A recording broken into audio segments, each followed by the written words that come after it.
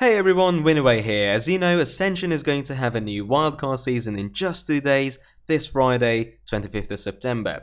So I wanted to keep you guys up to speed about the developments, what to expect, and more. Also, I'll be sharing a few build ideas for wildcard that will come in handy, both for PvE and PvP, considering high-risk world PvP will be crazy, as everyone is leveling up at the same time. First off, for those who are not familiar or need a quick refresher, as well as those who are unaware of some of the changes, let's go over how Season 6 wildcard will be through the wiki itself. Now, I hope you like the new style of the wiki. I helped Ascension with the stylization to have it resemble closer the actual website, so I hope you enjoy it. Now, let's begin. What is wildcard? Wildcard is essentially a random ability roll mode, whereby you start with 4 random spells at level 1, and you can re-roll these at your heart's desire for as long as you want, as long as you stay level 1. You can't re-roll the abilities after he hits level 2. Very important. Starting at level 10, you will roll a new random ability as long as you have enough ability essence for it. So excepting levels 18 and 28, you will roll an ability at random every 2 levels. You can continue assigning talent points as usual, and you earn Scrolls of Fortune to reroll undesired abilities. As mentioned, the realm will launch on September 25th at 6 PM server time, and as soon as you create a character, you'll be able to roll 4 abilities or 2 abilities, because Tame Beast costs you 6 AE, which takes the place of 3 abilities essentially. So here's a list of the level 1 spells available to you on the B column. Pause the video to have a look. Alright, I'm assuming you had a good look at them. Now, as you might have noticed on the list, these spells will be exempted from the level 1 roll list for the obvious reasons. For that they're very powerful should you be able to get most of them together. Power Shield, Eviscerate, Hammer of Justice, Drain Soul, Fear, Divine Protection, and Grounding Totem. Divine Protection, Fear, Hammer of Justice, and Power Shield in particular are very powerful spells, which will become rollable at level 10. On top of that, you can roll Defensive Stance or Bear Form only at level 1, so if these are things that you want to have, make sure to have them at level 1. And we'll see why this decision was made later on down the line. So a quick overview would be roll 4 random abilities level 1, roll your first new random ability at level 10, roll 2 AE abilities at levels 12, 14, 16, then you get 1 AE utility abilities such as Conjure Water or Slowfall at level 18, another set of 2 AE abilities at the levels 20, 22, 24, and 26, another utility spell, 2 of them at level 28, and then so on and so forth till you are 52. Once you're 52, you will start saving your ability essences up to 8 ability essences till level 60 for you to use these later on the talent abilities, each of which will cost you 4 AE. This will happen again between levels 67 and 70 for another 4 AE, so in total you'll have 12 AE to spend on talent abilities for talent abilities that are between levels 50 and 60. So just to make clear, you can't pick any other talent ability. You have to roll those at random, for which you at all times need to leave 1 talent essence available while leveling. Very important. So once you hit level 70, you'll be able to have maximum 2 level 50 talent abilities and 1 level 60 talent ability. Or you could opt to have 3 level 50 talent abilities, because you can only have 1 level 60 talent ability. Okay, let's touch upon the logic of the rolls. So there will be some prerequisites, of course, for certain spells, which will prevent you from using them. Therefore, the Ascension team made it so that you can't roll certain abilities without having certain others as prerequisites first. So you can't roll bear abilities without having bear form, for instance. Neither can you get soul shard spender abilities without drain soul or shadow burn. Regarding immunity spells, you can only have 1 immunity spell at any given time for balance reasons, which means if you happen to got Divine Protection and you laid your eyes on Divine Shield, pun intended, then you will have to re-roll your Divine Protection, as you will no longer be able to roll Divine Shield while keeping Divine Protection at the same time. Now, since this is a random ability mode, the dynamic AE introduced recently on Legacy Realms with the coming of TBC will be scrapped for this realm, meaning every single ability apart from the 50 to 60 talent abilities as mentioned earlier will cost 2 AE, also excepting the utility spells as mentioned earlier. You will get 1 Scroll of Fortune every 10 levels for a total of 7 Scrolls of Fortune by the time you're done leveling, and you can get 10 additional Scrolls of Fortune from quests from Silas Darkmoon, and these will cost you Marks of Ascension, with the cost increasing as you earn more of them through the quests. These will allow you to reroll any undesired abilities, as I had earlier mentioned. You have this item called Dice of Talents, which allows you to reset the 3 talent ability picks that you made. Very straightforward. And you have skill cards, which are only obtainable once you hit level 70.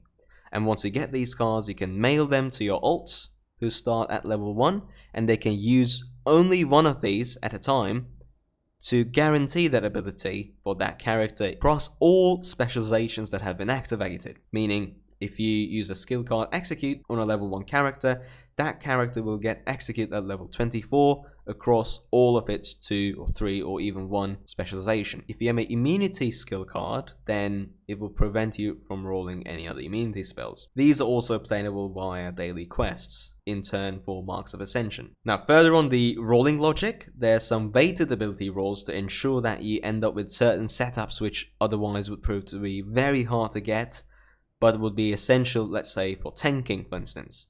So if you have a defensive stance already rolled, then your chances of rolling Taunt or Thunderclap increase by 25%, for instance. Or if you have Shield Block, you can get Shield Slam or Shield Wall more easily. If you're Bear Form, you're much more likely to roll Maul, Swipe or Growl than other abilities the next time you level up. Same for Auto Shot with Arcane Shot, Steady Shot, and Tame Beasts with Kill Command, and Combo Point Generators with Eviscerate. And once you roll Eviscerate, you're also more likely to get 1 additional combo spender, but after you get that 1 additional combo spender, that bonus will be lost. Stealth for Ambush, Sap, Pickpocket, Garrote, Cheap Shot. Cat Form for the Cat Form abilities. Prowl itself from Cat Form for the Prowl abilities.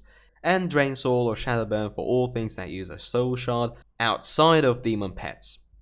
Alright, so let's move on to the build ideas. First up, we have Frosty Boy, which is a normal Frostbolt build, as you can see. Therefore, the essential role at level 1 is Frostbolt. To accompany it, I've picked Life Tap for mana issues, as well as a heal of your choice. In this case, I picked Holy Light for its high base bursty heal.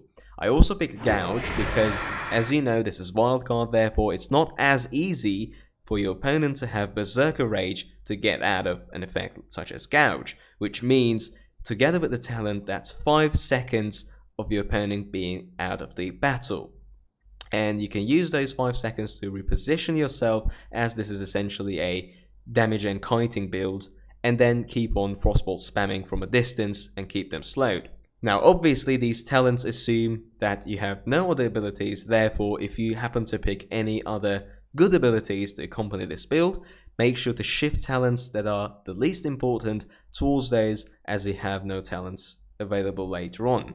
I've left a leeway of roughly 15 points, these excluded because these I'm going to cover in a second. These are 50 alternatives, so that should be enough for you to diversify your build further. But really all you need is, for this build alone, Frostbolt, as well as most of these talents really.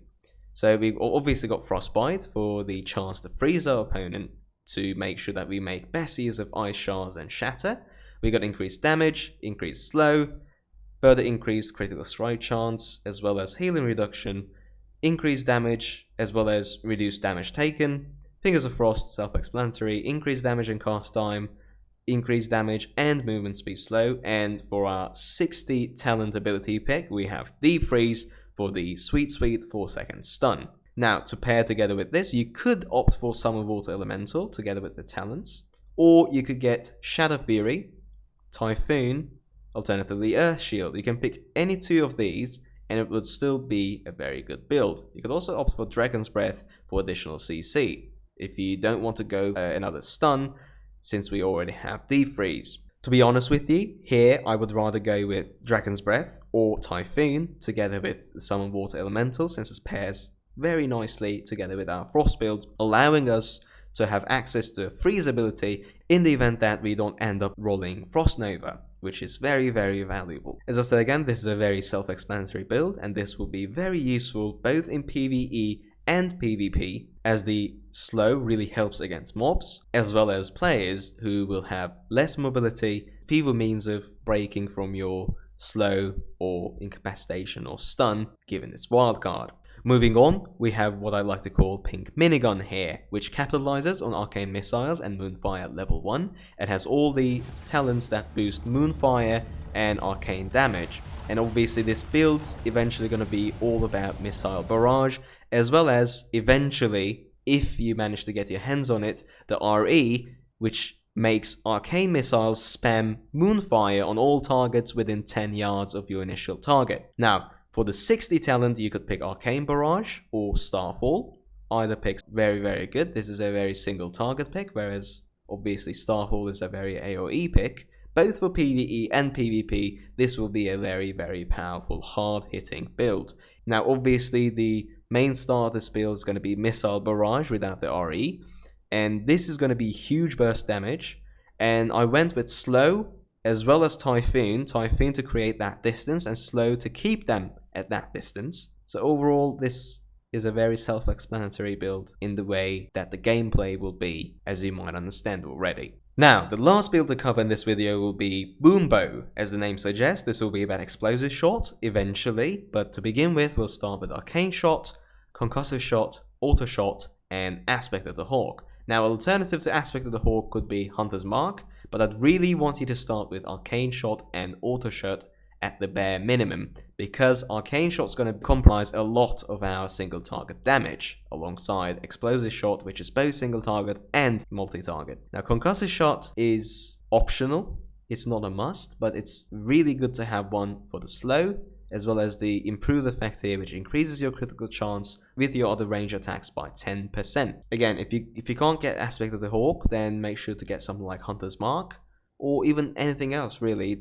It's just a damage boost at the end of the day. Now, moving to the talent points, we have the obvious damage boosts for Arcane Shots, critical strike damage, critical strike chance, overall range damage, etc, etc, as well as Explosive Shot damage, and some attack speed, and some additional damage here. And I've chosen to boost our Aspect of the Hawk here for the attack power bonus. Now, for my level 50s, I've picked Black Arrow and Silencing Shot. Feel free to pick anything else that you fancy in other trees. I've not covered those here right now. But 60 for sure is going to be Explosive Shot. Now, you could go the other route and delete Explosive Shot and all the talents that buff it, and go for Serpent Sting together with Chimera Shot. And that would also be a nice build in itself, together with the improved stings and other talents to boost it. And this would overall be the quintessential hunter build for Wildcard. Alright guys, that pretty much sums up the video. I hope you enjoyed it. Please make sure to subscribe, hit the like button, and check out my other videos on the channel. Check out the links in the description, and make sure to join our Discord channel and follow me on Twitch. I truly hope that this video helped shed some light onto Wildcard. That's coming in 2 days now, and I really hope to see you then to play together or against each other. Take care.